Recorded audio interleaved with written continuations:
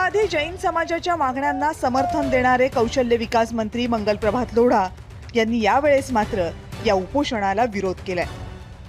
कोर्टाने जे महानगरपालिकाने निर्देश दिला, कमिटी गठीत केली, त्याने हे 4 स्थानची निवड केली आहे, ते पण सकाळी फक्त 1 तासासाठी।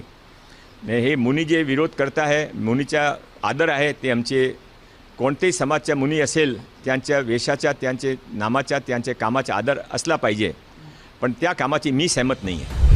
मुख्यमंत्र्यांचे निकटवर्तीय आणि राज्याचे जलसंधारण मंत्री गिरीश महाजन यांनी या प्रकरणी अत्यंत सावध प्रतिक्रिया दिली आहे। हे वाद थांबले पाहिजेत।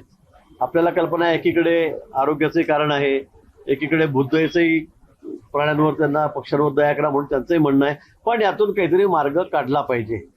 उगाच वाद करून उपोषणाला बसून हा प्रश्न फार चिघळण्यापेक्षा संयमाने आणि मग भले दुसरीकडे काही पर्याय व्यवस्था करता येते का, बाहेर काही पर्याय व्यवस्था करता येते का, मला वाटतं यातून मार्ग काढता येण्यासारखा आहे। मी मुंबईला गेल्यावर आझाद मैदानात जाऊन साधू संत जे असतील, मुनी जे असतील, जैन मुनी मान्यवर, त्यांची मी भेट घेईन।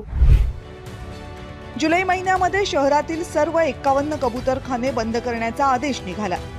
त्यामध्ये दादर पश्चिमेतल्या कबूतरखान्यांचाही समावेश होता।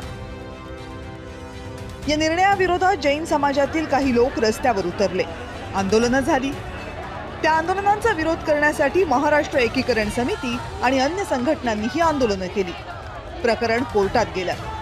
मुंबई हायकोर्टानं महानगरपालिकेच्या कबूतरखान्यांवरील बंदीच्या निर्णयाला स्थगिती द्यायला नकार दिला। या प्रकरणामध्ये एक समितीही स्थापन केली। समितीचा अहवाल आला की हायकोर्ट आपला निर्णय देणार आहे। मात्र यावर समाधान न झाल्यानं याचिकाकर्त्यांनी सुप्रीम कोर्टात धाव घेतली, पण सुप्रीम कोर्टानं हायकोर्टाच्या निर्णयात बदल करायला नकार दिला। थोडक्यात काय तर कबुतरांच्या प्रश्नावर अजूनही कायमस्वरूपी तोडगा निघालेला नाही। जैन मुनी उपोषणाला बसल्यात खरे, पण कोर्टाच्या आदेशामुळे मर्यादा आहेत, त्यामुळे महानगरपालिका त्यांच्या मागण्या पूर्ण करणार कशा, हाही प्रश्न आहे। ब्युरो रिपोर्ट, जय महाराष्ट्र।